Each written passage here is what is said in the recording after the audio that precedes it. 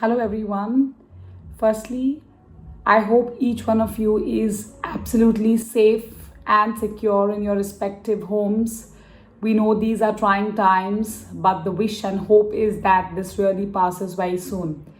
To give you a snapshot of what happened in the month of April in the bond markets, it has been one of the most gyrating Aprils, specifically after we see year end in the form of March, where the typical expectation is that April is quite normal and absolutely hassle free.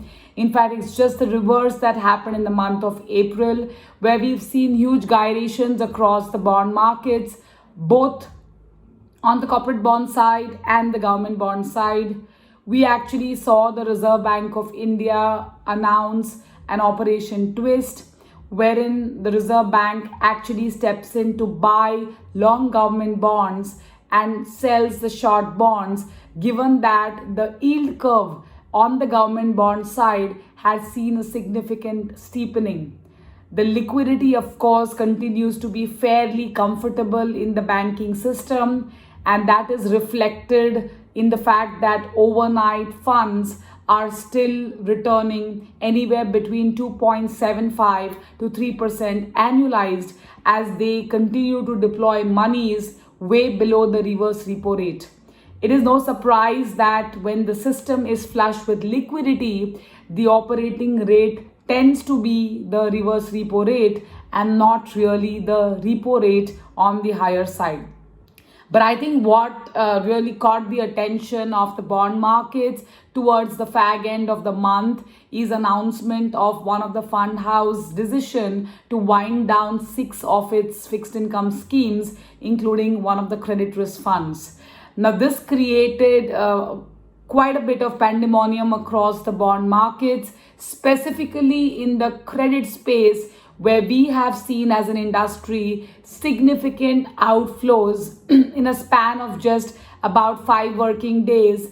Monies which usually of this quantum, say 9.5 to about 10,000 crores worth of AUM loss at the industry, which tends to accumulate in this credit category over 4 to 6 months.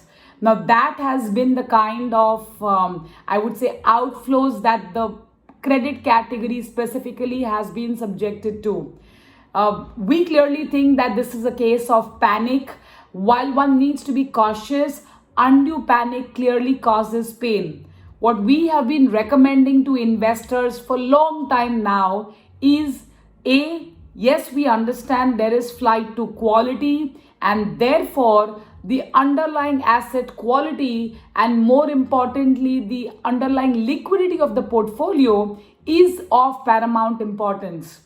This was demonstrated in the last 5 days, where there have been significant outflows in this category, where we at Kotak Mutual Fund demonstrated A, we did not borrow a single rupee to fund any of these redemptions in the credit category, and B, more importantly, we did not sell a single AAA asset to actually fund these outflows. So this big myth that it is AAA, then it's only safe, and if it is non-AAA, there is no liquidity. We have sought to bust this myth by showing and demonstrating to our investors and channel partners that look, if you have a nicely hydrated and a high quality portfolio, even in the credit space, there is no reason to excessively panic. As I said, I would reiterate, panic causes pain. Even after this entire fiasco, check out the categories ranging from liquid to up to bond category and find out which of these categories actually gave you negative returns. And the fact is that most of these monies are coming in with a 3-year investment horizon. So I think the proof of the pudding is in eating. We have demonstrated, we have walked the talk, and we are here to allay concerns of investors who are trying to en masse exit a category or a mutual fund, assuming that doomsday is inevitable. We request each one of you to please steer clear, A, from panic mongering, second, from rumor mongering, because when the dust settles down, and the dust will, nothing is permanent, and we believe that there is a solution for every issue, whether it is a medical issue or a financial issue. What needs to be monitored going forward is also the ability of a portfolio to be able to generate liquidity without diluting its entire nature, the very intent with which the portfolio was created. We believe that current market phase is very opportune for allocations to fixed income. Notwithstanding the recent episode, we still believe that given the interest rate scenario remaining benign, there is a very strong case to allocate to fixed income, considering A, your risk appetite, considering B, your intended investment tenure. It pains us to see that investors assume a 3-year investment horizon and succumb to panic by looking at 3-month NAV returns.